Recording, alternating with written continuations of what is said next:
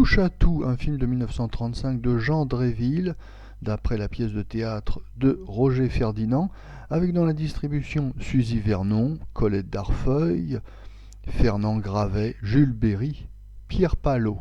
Le sujet. Fernand Gravet, un jeune professeur renvoyé de son lycée, apprend le jour même qu'il a hérité d'une grosse fortune. Sa générosité le pousse à faire du bien, mais maladroitement, à des gens qui le grugent.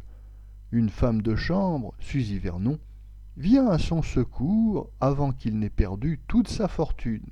Notre avis. Roger Ferdinand était un auteur de théâtre de boulevard qui fut souvent adapté au cinéma. On se souvient notamment de Chotard et compagnie, L'amant de Bornéo, après-guerre, Les J3. Roger Ferdinand sera plus particulièrement adapté à l'écran par le réalisateur Jean Dréville, qui, coup sur coup, va adapter 3 de ses pièces. En 1934, 3%, en 1934 toujours Un homme en or, et en 1935, ce touche à tout, avec pour vedette Fernand Gravet. Ce film est du théâtre filmé, et le réalisateur Jean Dréville ne peut rien y faire malgré une mise en scène assez rythmée par un montage dynamique, des plans courts, etc. Mais tous ces petits trucs n'en font pas un spectacle cinématographique. Non seulement nous sommes dans un huis clos de théâtre de boulevard, mais en plus le film n'a qu'un très modeste budget. Les décors sont vraiment très économiques et un petit peu toc. C'est gênant dans le cadre de ce film qui est censé se passer sur la Riviera, dans un palace. Oui, et bien là, le spectateur n'en a pas pour son argent. Les décors sont minimalistes. Quant au propos du film, il est assez niais. On essaye de nous vendre de la fausse poésie dans cette histoire de ce jeune millionnaire qui, sous prétexte de philanthropie, distribue à tort et à travers son argent.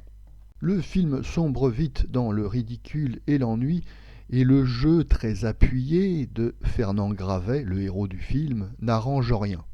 Une fois de plus, Fernand Gravet cabotine, il est très agité, très démonstratif.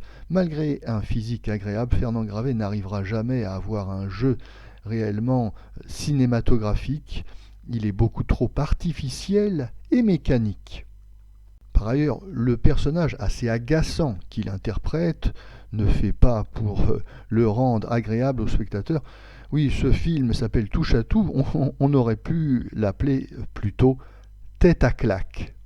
Si Fernand Gravet est très décevant dans ce film, ce n'est pas le cas bien sûr de Jules Berry, qui est très à l'aise dans ce rôle de joueur de casino invétéré qui dépense toute sa fortune. Ah oui, ça n'est pas un rôle de composition pour Jules Berry, et on se doute bien que le cachet de ce rôle secondaire aura vite été joué au baccarat. Oui, tout n'est pas à jeter dans cette petite comédie. Outre la prestation de Jules Berry, on appréciera certaines scènes de comédie pure, notamment entre Colette Darfeuil et Pierre Palot. Cependant, ce film est assez décevant et connaîtra un échec commercial auprès du public mérité.